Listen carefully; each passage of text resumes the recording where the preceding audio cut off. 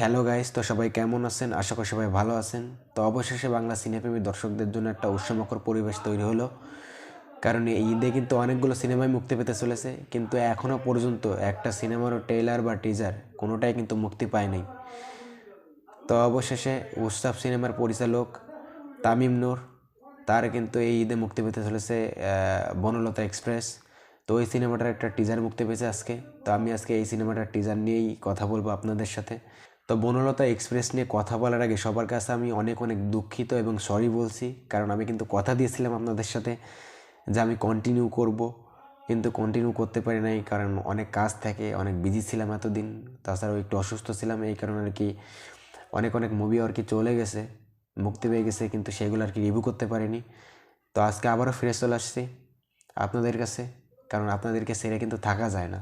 তো চলো তাহলে শুরু করি আসলে এই বনলতা এক্সপ্রেসের টিজারটা আসলে কেমন ছিল।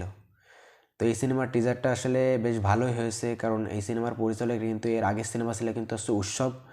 তো উৎসব সিনেমা কিন্তু আপনারা অনেকেই দেখেছেন, সিনেমাটা বেশ ভালোই ছিল।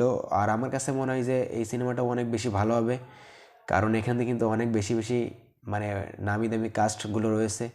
কারণ এখানে কিন্তু চঞ্চল চৌধুরী, মুশাফ করিম, শরীফুল রাজ, সাবিনা নূর আরও অনেকেই রয়েছে। তো এই সিনেমাটা আমি যতটুকু দেখলাম, এই টিজারটা কিন্তু উৎসবের সে যে টিজারটা ছিল তার থেকে অনেক বেশি বেটার হয়েছে। তো আশা করি এই পুরো সিনেমাটাও অনেক বেশি ভালো হবে। তো এই সিনেমাটা কিন্তু এই ঈদে মুক্তি পেতে চলেছে। তা আপনারা সবাই এই সিনেমাটা দেখবেন এবং আমাকে জানাবেন আসলে এই সিনেমাটা কেমন হয়েছে। কারণ আমি কিন্তু দেশের বাইরে থাকি, আমি তো আর সিনেমা হলে গিয়ে এই সিনেমাটা দেখতে পারবো না। আপনাদের কাছে জেনে তারপরে আমার এই সিনেমাটা রিভিউটা দিতে হবে। তো আপনাদের অপেক্ষায় থাকলাম আর কি। এই ঈদে অনেক বেশি উৎসব হবে এবং আমাকে জানাবেন আপনারা যে আসলে আপনাদের কাছে এই সিনেমাটা কেমন লেগেছে। তো আজকের মতো এখানেই বিদায় নিচ্ছি। Tata, bye bye.